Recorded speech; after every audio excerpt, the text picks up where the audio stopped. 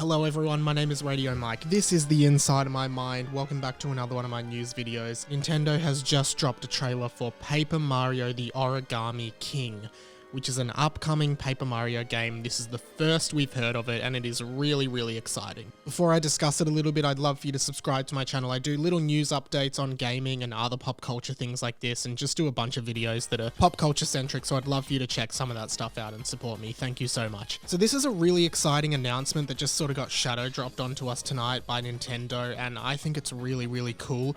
Paper Mario as a franchise has been pretty up and down recently. Well, actually not recently, for a very long time now. The first Paper Mario in Nintendo 64 was acclaimed as one of the best RPGs on that console, and honestly, it is such a great game. It is so charming, and there are so many incredible things about Paper Mario on the Nintendo 64. Mainly the gameplay, which was just this really cool exploration of the overworld, a really developed action-based RPG system that has timed button inputs that allow you to do more damage to enemies, which sort of just gave you a little bit more control over the battles, but not the least of which was the variety of partner characters that join Paper Mario's team as the game goes on. In both Paper Mario 64 and Paper Mario and the Thousand Year Door on Nintendo GameCube, these partner characters were such a big part about what made this series shine. There was just so much uniqueness, individuality to each character. They all had personalities, the dialogue was all well written, and they all had different fighting styles that you'd have to use on certain enemies in the worlds you unlocked them in, and I just absolutely loved it, and it triggered my imagination so much as a kid seeing these partner characters in action. I absolutely loved it. So a lot of people have been pretty disappointed with how the series has been going since then, with Super Paper Mario on the Wii totally abandoning this RPG structure really, and being more of a puzzle platformer shifting kind of game where you could shift between a 3D Paper Mario view and a 2D traditional sort of platforming Mario view. This game was reasonably well received, but it didn't do particularly well with hardcore fans of the series because it was such a departure of what they expected. Then came Paper Mario Sticker Star, a game that I have not played, but I have heard such horrible things about. I think this game's legacy is seriously one of the worst in the history of gaming. So many people hate this game. Again, I haven't played it myself, but I will say that from what I've seen and heard of this game, it just seems so terrible from a design perspective and from how the game progresses and everything like that. Plus, we still didn't get that party building and partner team sort of mechanics that we had in the original two Paper Mario games back, so this game was a flop. After that, there was Paper Mario Color Splash for the Wii U, which kind of went under the radar a bit, but was supposed to be sort of a return to form for the series, even though it didn't quite get back to the heights of 64 and Thousand Year Door. It was supposed to be much better than Sticker Star, or if anything, from what I heard, and again I never played it, but it was supposed to be what Sticker Star should have been if Sticker Star was done right. So I guess a lot of people have been wondering what the future of the Paper Mario series is, and I know myself and a lot of other people, from what I can tell, just kind of want them to make the third proper Paper Mario RPG game, the true sequel to Paper Mario 64 and Thousand Year Door.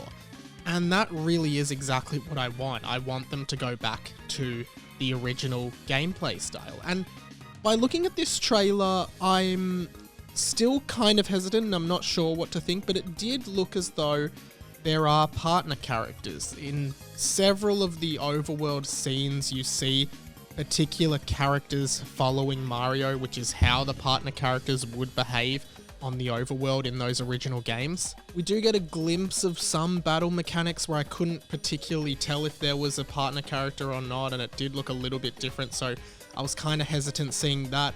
There also seemed to be a bunch of mini-game kind of things on the overworld, which seemed a little weird, but I really don't know what to expect from this. It did look like there's been a lot of thought and effort put into this game. It does feel like it's going to be a strong game, and yeah, I guess I'm somewhat hesitant, but I have high hopes for it, but I don't want to get too excited for this game. Obviously, the subtitle is The Origami King. There's a lot of origami-based characters in this. In fact, Princess Peach at the start doesn't look like she usually looks in the Paper Mario series, but it seemed like it was like a fake Princess Peach in an origami style, because she opens up that sun portrait underneath Mario and he falls down into some other world. So it seems like the Origami King is like this enemy who uses origami and has created a bunch of origami monsters and stuff like that.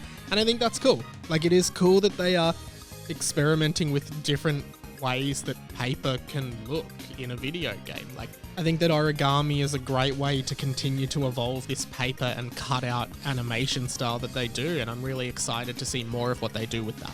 One thing I guess I am worried about is if this game doesn't return to that original gameplay style after things like Sticker Star and Color Splash didn't particularly hit too well with fans, is that fans are just going to give up on this series, possibly, if this one doesn't live up to expectations. And I think that's a sad reality that people might have to face. That would make me really sad, and I do feel like with the Switch, Nintendo is particularly starting to listen to their fans a lot.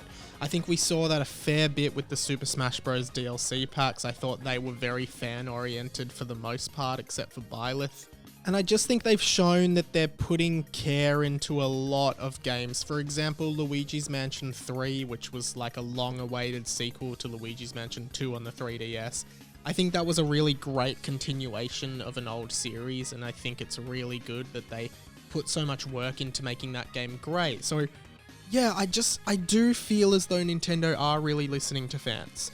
So I'm inclined to believe that this will be kind of the Paper Mario game that the fans want, but don't quote me on that. And one more thing about this that is really exciting is that it fits in really well with those leaks that came out about Mario's 35th year anniversary, 3D remasters of the Super Mario 3D games such as 64, Sunshine, and Galaxy. And as well as that, in those leaks, it was mentioned that a new Paper Mario game is coming to the Switch this year. This Paper Mario game comes out in July. It is really exciting that this does kind of align with those leaks, and I think there is a lot of merit to those leaks, so it would be really cool to see whether all this comes to fruition and whether this is all connected. Other than that, I'd love to know what you think about this new Paper Mario game. What do you want to see in a sequel? Let me know in the comments below. Like this video if you liked it, subscribe. I'd love to get some subscribers up, and I really appreciate everyone for watching. My name's been Radio Mike. It's been great talking to you. This has been The Inside of My Mind. Catch you later.